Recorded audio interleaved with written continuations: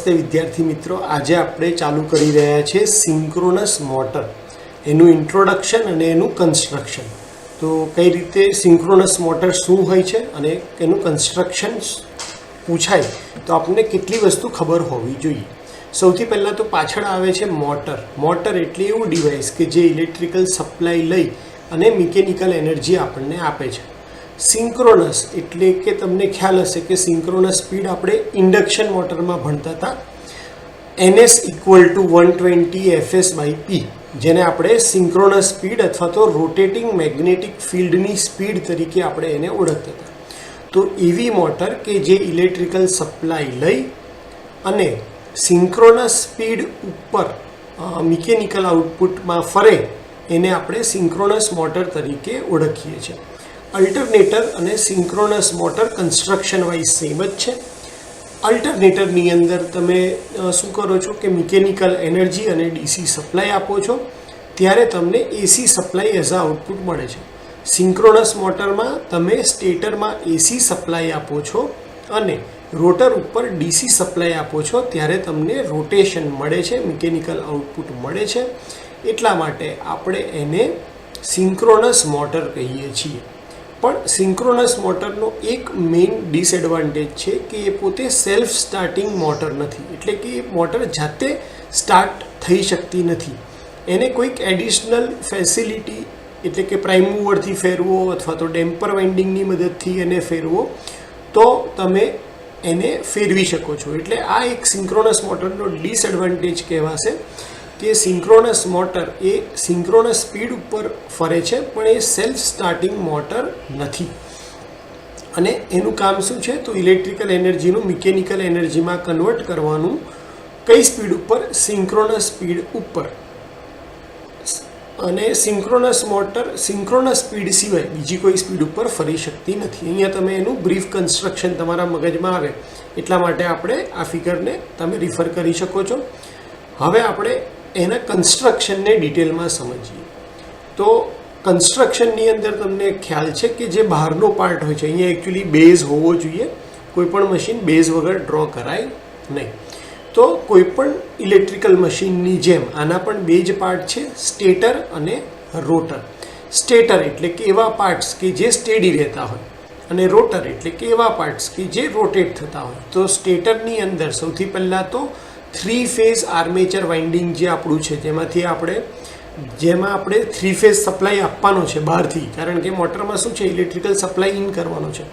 તો એ electrical AC supply આપણે ક્યાં આપવાના છે તો સ્ટેટરમાં આપવાના છે, જ્યાં આપણે 3 ફેઝ આર્મેચર વાઇન્ડિંગ મૂકી છે. આર્મેચર જે સ્ટેટર જે છે એ બે પાર્ટનું બનેલું છે. મેઇન છે આર્મેચર કોર, એટલે કે જે તમારો આર્મેચર કોર બહારની સાઈડ જે દેખાય છે જેની અંદર આપણે સ્લોટ પાડ્યા હોય. તો આર્મેચર કોર એ સિલિકોન સ્ટીલ મટીરિયલમાંથી બનેલો હોય છે હિસ્ટેરિસિસ લોસ ઘટાડવા માટે અને એડી કરંટ લોસ ઘટાડવા માટે એને લેમિનેટ કરવામાં આવે છે. આર્મેચર કોરની અંદર આપણે સ્લોટ પાડેલા હોય છે અને આ સ્લોટની અંદર આપણે આર્મેચર વાઇન્ડિંગ મૂકીએ છીએ. આ જે આર્મેચર વાઇન્ડિંગ 3 ફેઝ વાળું હોય છે એને અથવા તો સ્ટાર અથવા તો ડેલ્ટા કનેક્શન કરવામાં આવે છે. જનરલી સ્ટાર વાઇન્ડિંગ વધારે પ્રિફર કરવામાં આવે છે. અને આ આર્મેચર વાઇન્ડિંગ આર્મેચર કોરની અંદર આપણે જે સ્લોટ પાડ્યા છે એની અંદર મૂકવામાં આવે છે અને એને બહારથી 3 ફેઝ સપ્લાય આપવામાં આવે છે. એટલે અહીંયા જે દેખાય છે સ્ટેટર જે છે એનું કવર, સ્ટેટરની અંદર આવેલું છે આર્મેચર કોર. આર્મેચર કોરની અંદર આ સ્લોટ પાડેલા છે અને સ્લોટની અંદર તમને આ જે ડોટ દેખાય છે એ આર્મેચર વાઇન્ડિંગ છે જે સ્ટાર અથવા ડેલ્ટાના ફોર્મમાં કનેક્ટેડ થઈ છે. તો આ છે એના સ્ટેટરના પાર્ટ્સ. હવે આપણે જોઈએ રોટરના પાર્ટ્સ. તો સૌથી પહેલાં તો જે રોટર છે એના ઉપર આપણે ફિલ્ડ વાઇન્ડિંગ મૂકીએ છીએ. એટલે આપણે જે મેઇન ફિલ્ડ પ્રોડ્યુસ કરવાનું છે એ DC સપ્લાયની મદદથી કરીએ છીએ અને એના માટેની ફિલ્ડ વાઇન્ડિંગ આપણે રોટર ઉપર મૂકીએ છીએ. આપણું જે રોટર છે એ પ્રોજેક્ટેડ પોલ ટાઈપનું રોટર છે, એટલે કે સેલિયન્ટ. પ્રોજેક્ટેડ પોલ એટલે કે જેમાં પોલ તમને આ રીતે ઉપસેલા દેખાય, ખબર પડે. સિલિન્ડ્રિકલ રોટર નહીં, પ્રોજેક્ટેડ પોલ ટાઈપનું રોટર છે, જેથી તમે જોઈ શકો કે પોલ સીધા બહાર તમને ઉપસી આવેલા દેખાય છે. અહીંયા પુલ શૂ ટાઈપની અરેન્જમેન્ટ પણ દેખાય છે. પ્રોજેક્ટેડ પોલ જે છે એ પણ સિલિકોન સ્ટીલ મટીરિયલમાંથી બનાવવામાં આવે છે અને એને પણ લેમિનેટેડ કરવામાં આવે છે. બીજો પાર્ટ છે ફિલ્ડ વાઇન્ડિંગ. ફિલ્ડ વાઇન્ડિંગ છે એ પ્રોજેક્ટેડ પોલ ઉપર વાઉન્ડ કરવામાં આવે છે. અહીંયા તમને આ જે પ્રોજેક્ટેડ પોલ દેખાય છે એના ઉપર વાઉન્ડ કરવામાં આવે છે અને ડીસી સપ્લાય એને આપવામાં આવે છે. હવે ડીસી સપ્લાય તમે ડાયરેક્ટ એને આપો તો રોટર તો રોટેટિંગ પાર્ટ છે, તો એની સાથે તમારા વાયર પણ ફરવા લાગે. એટલા માટે આપણે એને સ્લીપ રિંગ થ્રુ આપવા પડે છે. ત્રીજો પાર્ટ છે સ્લીપ રિંગ. હમણાં જ આપણે ડિસ્કસ કર્યું કે ભાઈ ડીસી સપ્લાય તમારે રોટરને આપવો છે. ડીસી સપ્લાયમાં 2 ટર્મિનલ હોય, પોઝિટિવ અને નેગેટિવ. એટલા માટે તમે 2 સ્લીપ રિંગ યુઝ કરશો એક્સટર્નલ ડીસી સપ્લાય ફિલ્ડ વાઇન્ડિંગને આપવા માટે.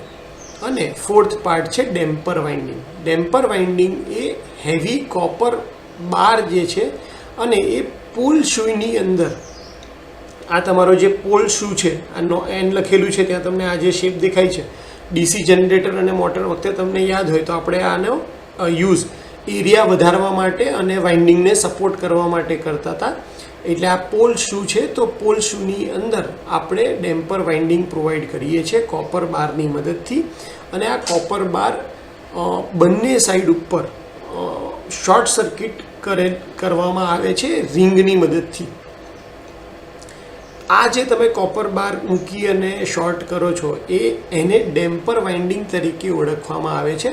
અને એનું મેઇન કામ હન્ટિંગને પ્રિવેન્ટ કરવાનું છે. હન્ટિંગ એટલે રોટર પર લોડ અચાનક વધી જાય અથવા લોડ અચાનક ઘટી જાય ત્યારે રોટર જે ઓસિલેશન કરે છે એને ઘટાડવા માટે આપણે ડેમ્પર વાઇન્ડિંગ પ્રોવાઈડ કરીએ છીએ.